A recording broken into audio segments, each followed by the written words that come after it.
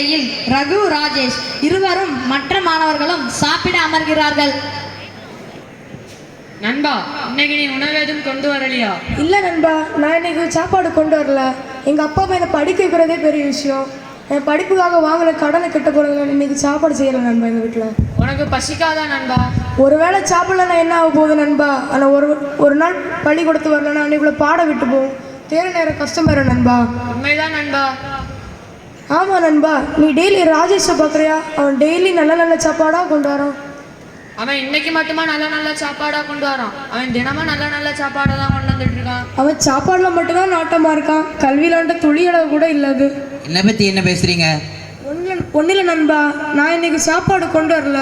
உன் சாப்பாடு கொஞ்சம் எனக்கு தெரியா? தருகிறேன், ஆனால் ஒரு நிபந்தனை. என்ன நிபந்தனை? எந்திரிச்சு பேசல. என்ன போலவே நீயும் கல்வியில் மக்காக இருக்க வேண்டும். அது எப்படி நண்பா முடியும்? எனக்குன்னு வாழ்க்கையில் பல லட்சியங்கள் இருக்கு. அதை சாதிக்கணும், எனக்கு கல்வி தேவை நண்பா. அதை காசு பணத்தை வச்சே செய்யலாமே. காசு வேற கல்வி வேற நண்பா, ரெண்டும் ஒன்று இல்லை. இவ்வளோ பேசுகிறாயே, உன் லட்சியத்தை வச்சு உன்னை பசியை தீர்க்க முடியுமா? கல்வி வந்து பசியை தீர்க்கிறதுக்கோ இல்லை பணம் சம்பாதிக்க மட்டும் இல்லை நண்பா. ஒரு மனுஷனை மட்டும்தான் கல்வி பயன்படுது. அவன்கிட்ட இவ்வளோ செல்வம் இருக்கனால தான் அவன் இப்படி பேசுகிறான். ஆமாம் நண்பா. ரொம்ப பேசுறீங்க நண்பா, நான் தனியாக போய் சாப்பிட போகிறேன். உணவை எடுத்துக்கொண்டு தனியே போகிறான் ராஜேஷ். காட்சி 2. இடம் ராஜேஷ் வீடு. பாத்திரங்கள் ராஜேஷ் வேலைக்காரன், உறவுக்காரர். ராஜேஷ் சோகமாக அமர்ந்திருக்கிறான். தன் நிலைமையை நினைத்து வேதனை அடைகிறான். என் அம்மா அப்பா இறந்து விட்டார்கள். நான் படிக்காத காரணத்தினால எல்லாரும் என்னை ஏமாத்திட்டாங்க. வேலைக்காரன் வருகிறான். சின்னையா, உங்கள் உறவினர்கள் அனைவரும் உங்களை நன்றாக ஏமாற்றினார்கள். உங்கள் பேரில் வீடு வாங்குவதாக சொல்லி அவர்கள் பேரில் வாங்கிட்டார்கள். அப்படியா? ஆம் சின்னையா, உங்கள் பேரில் வீடு மட்டும்தான் இருக்கிறது. நான் கடிக்காத ஒரே நேரத்தினால தான் என்னை எல்லாரும் ஏமாத்திட்டாங்க. நான் அந்த வீடை வச்சாவது பொழைத்து கொள்வேன். அப்போது ராஜேஷின் உறவினர் வருகிறார். ஐயா, உங்கள் உறவினர் வருகிறார்.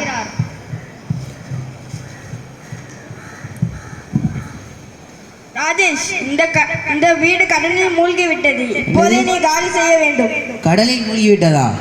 ஆமாம், இதோ பத்திரம், படித்து பார். பத்திரத்தை வாங்கி படித்து பார்க்கிறான் ராஜேஷ்.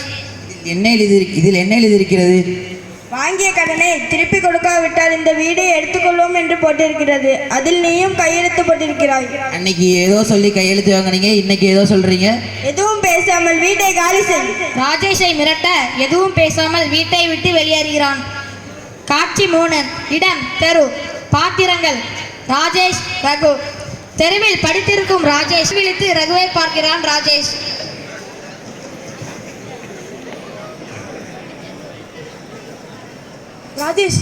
ராஜேஷ் யார் நீங்க? என்ன தெரியலையா? நான் தான் ரகு. நீ அன்னைக்கு ஏதோ மாரி இருந்த, இன்னைக்கு பணக்காரனா வந்திருக்க.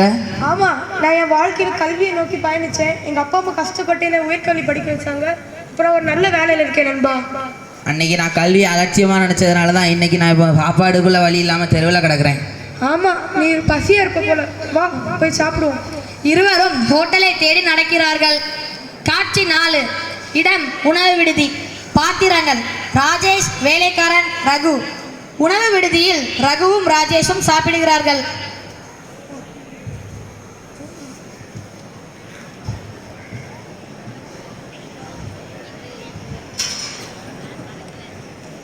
இதை சாப்பிடும் போது தான் தெரிகிறது, அன்று நீ எனக்கு சாப்பாடு கேட்கும்போது நான் உனக்கு தரல, ஆனால் நீ தான் எனக்கு இப்போ சாப்பாடு தர. அது ஓன் தப்பில்லை நண்பா. ஒன்ட்டு அந்த நேரம் பணம் இருந்துச்சு, நீ கல்வியை உதாசீனப்படுத்தின. நீ மட்டும் இல்லை, இப்போ நிறைய மாணவர்கள் அப்படிதான் பணம் இருக்குன்னு கல்வியை ரொம்ப உதாசீனப்படுத்துகிறாங்க நண்பா. சரிதான் நண்பா, அன்னைக்கு நான் கல்வியை அலட்சியமாக நினச்சதுனால தான் நான் இப்போ சாப்பாடுக்குள்ளே வழி இல்லாமல் என்னால் எல்லாம் ஏமாற்றிட்டாங்க. நீ என் நண்பனாக போனதுனால உனக்கு என் கம்பெனியில் ஒரு நல்ல வேலை போட்டு தரேன் நண்பா. மிகவும் நன்றி நண்பா. நீ என் நண்பனாக போகிறதுக்கு நான் உனக்கு கொடுத்து வச்சிருக்கணும். ராஜேஷ் ஆனந்த கண்ணீருடன் சொல்ல அவன் விழியினை துடைத்து விடுகிறான் ரகு. இருவரும் மகிழ்ச்சியோடு சாப்பிட முடிக்கிறார்கள்.